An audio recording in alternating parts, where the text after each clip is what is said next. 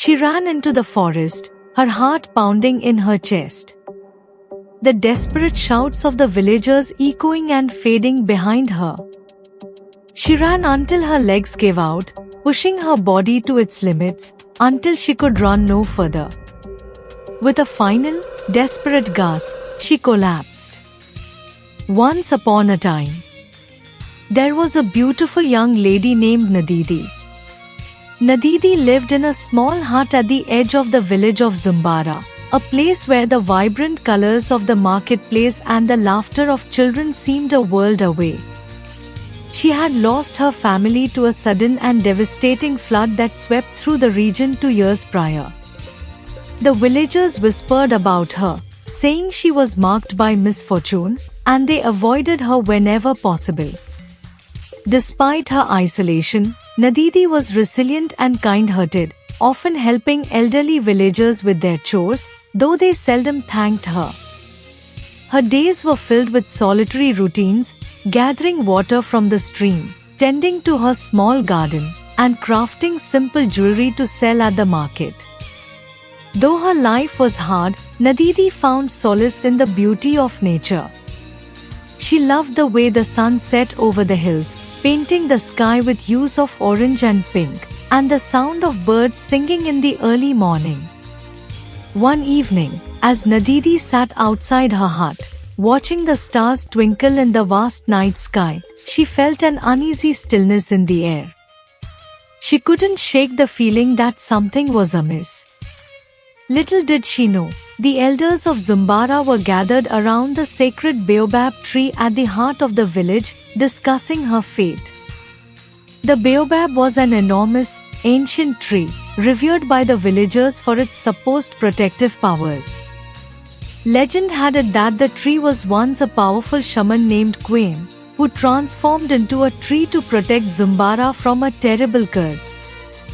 For generations, the villagers offered sacrifices to the baobab, believing it kept their land prosperous and safe. But now, the mighty tree was dying, its branches withering and its leaves falling. The elders, desperate to save the tree and, by extension, their village, had tried numerous offerings, fruits, livestock, and elaborate rituals, but nothing worked. Fearful of what the tree's death might signify, they pondered their next move. One elder, Afolabi, suggested a human sacrifice might be necessary to revive the tree. The other elders, though initially hesitant, gradually agreed, believing they had no other choice. They decided that a virgin orphan girl, someone with no family to mourn her, would be the perfect offering. After much deliberation, they chose Nadidi. She was alone, vulnerable, and in their eyes, marked by misfortune. They reasoned that her death would not be a great loss to the village. As the night grew darker, the elders made their final preparations. Meanwhile, Nadidi, unaware of the looming danger, retired to her small bed, the uneasy feeling still gnawing at her.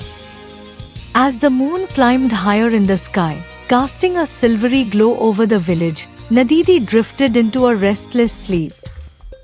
Her dreams were troubled, filled with shadowy figures and a sense of impending doom. She awoke with a start, heart pounding, to the sound of her hut door creaking open. Before she could react, a group of men entered her hut, their faces obscured by the darkness. They moved quickly, grabbing her and covering her mouth to stifle her screams. Terror surged through Nadidi as she struggled to break free, but the men were too strong. They bound her hands and feet, carrying her out into the night. Nadidi's mind raced as she tried to comprehend what was happening. Why were they taking her? What did they want? Panic gave way to a deep, primal fear as she realized they were heading towards the sacred baobab tree.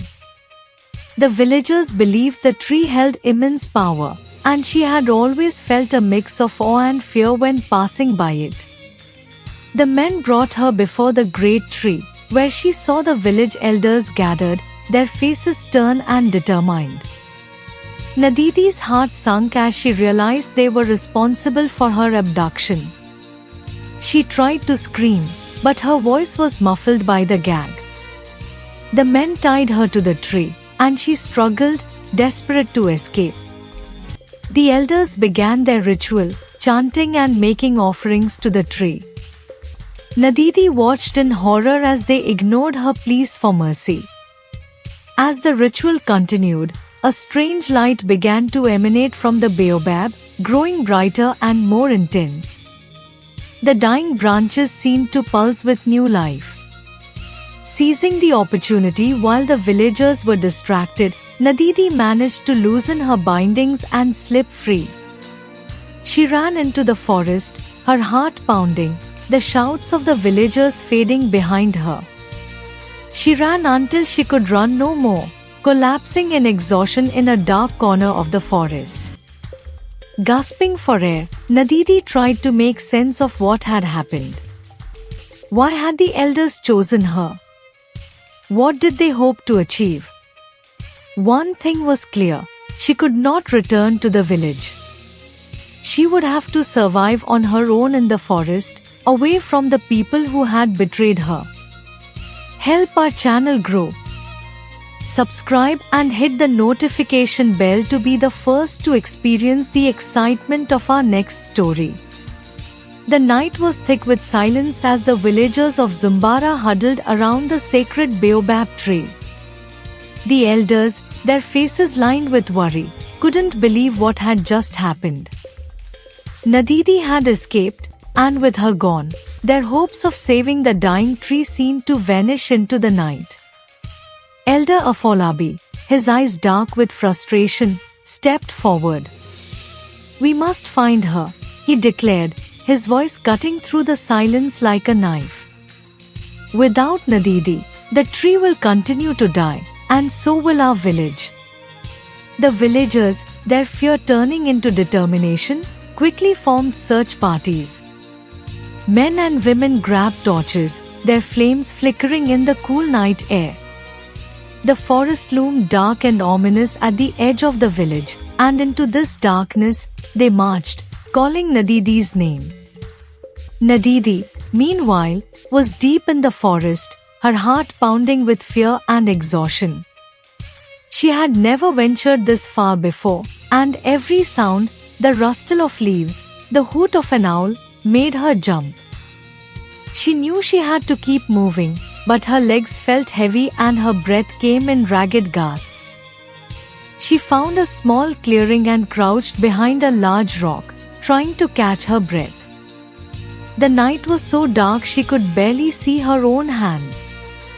As she sat there, trying to calm her racing heart, she heard the distant shouts of the villagers. They were coming for her.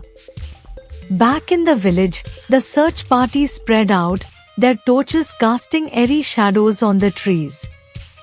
Elder Afolabi led one group, his face set in a grim mask of determination.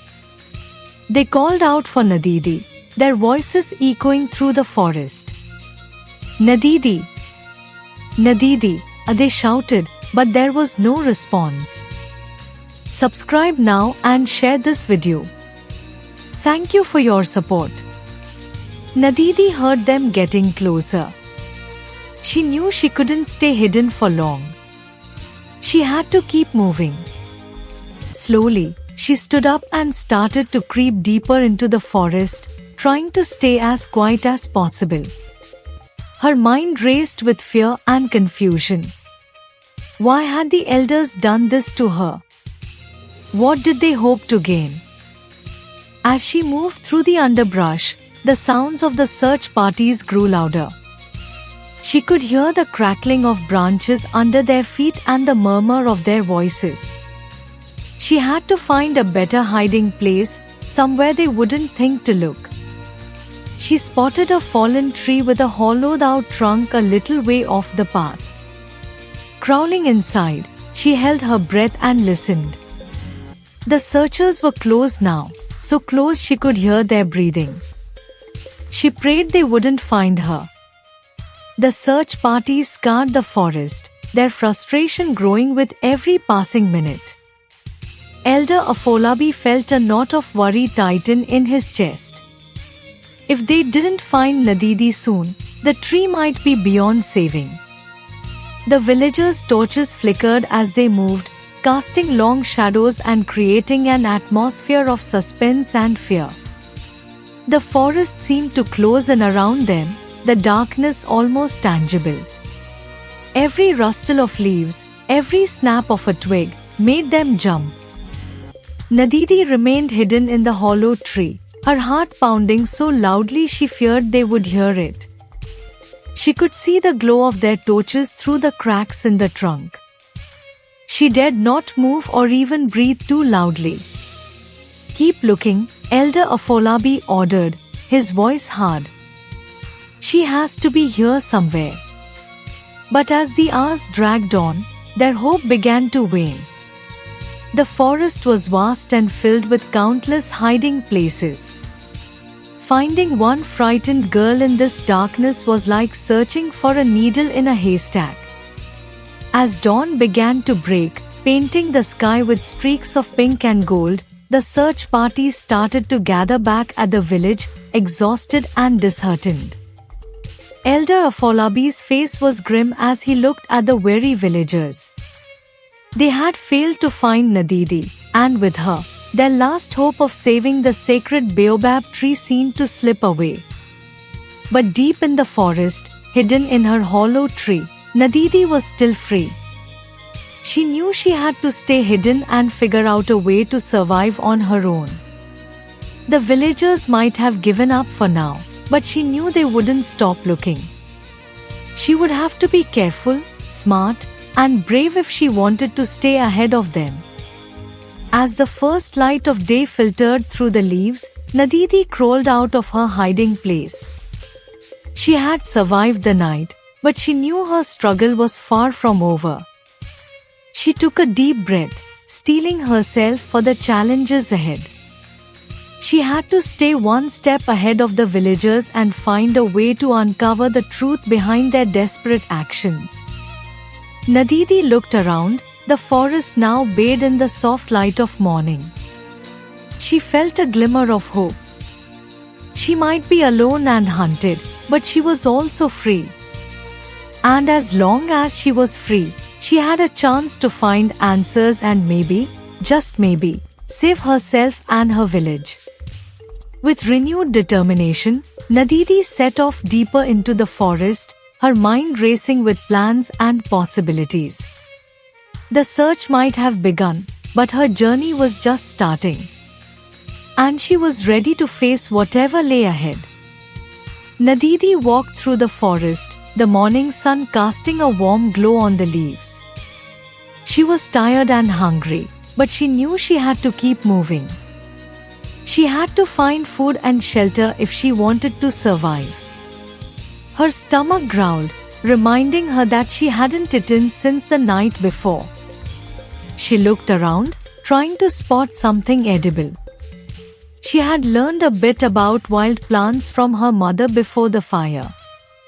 She hoped to remember enough to find something safe to eat. After some searching, Nadidi found a bush with berries. They were small and red, and she hesitated, trying to recall if they were safe. She picked a few and tasted one. It was sweet, and she felt a bit more hopeful. She ate a handful, feeling a little strength return to her body. Next, she needed water. She listened carefully, hoping to hear the sound of a stream or river. The forest was full of noises, birds chirping, leaves rustling, but finally, she heard the faint trickle of water. She followed the sound and soon found a small stream. She knelt down and drank deeply, the cool water refreshing her. Feeling a bit better, Nadidi began to look for a place to shelter. She needed somewhere to hide and rest, somewhere the villagers wouldn't find her. She walked along the stream, her eyes scanning the area for a good spot. She found a large tree with thick roots that created a small, hidden space. It wasn't much, but it would do for now. Nadidi gathered some fallen leaves and branches to make a bed. It wasn't comfortable, but it was better than sleeping on the bare ground. She lay down, feeling the exhaustion wash over her. She needed to rest, but her mind was racing with thoughts of the village, the sacred tree, and why the elders had chosen her. She tried to calm her mind and focus on surviving. She knew she had to be strong and smart if she wanted to stay safe. As she lay there, she listened to the sounds of the forest, hoping they would lull her to sleep. But sleep didn't come easily. As the day turned into evening, Nadidi got up to gather more food and water. She found some edible roots and more berries, storing them in a makeshift pouch she made from leaves. She also filled a hollow gourd with water from the stream. She knew she had to prepare for the nights ahead. When darkness fell, the forest became a different place. The sounds changed, and Nadidi felt more vulnerable. She heard the distant howl of a wolf and shivered. She crawled into her hiding place, pulling leaves over herself for warmth and camouflage. As she lay there, trying to sleep, her thoughts drifted back to the village. She wondered what the elders were doing and if they were still searching for her. She felt a pang of sadness thinking about the life she had lost, but she also felt a spark of determination. She couldn't go back to the village now. She had to find out why the tree was so important and why they needed her. Suddenly, she heard footsteps nearby. Her heart raced, and she held her breath, trying to stay as still and quiet as possible. The footsteps grew closer, and she could hear voices. It was a group of villagers, still searching for her. "She has to be here somewhere," one of them said. "Keep looking. We can't let her get away." Nadidi's pulse quickened. She knew she had to stay hidden. The footsteps moved around her hiding spot, and she prayed they wouldn't find her. The minutes felt like hours as she waited, every sound amplified in the darkness.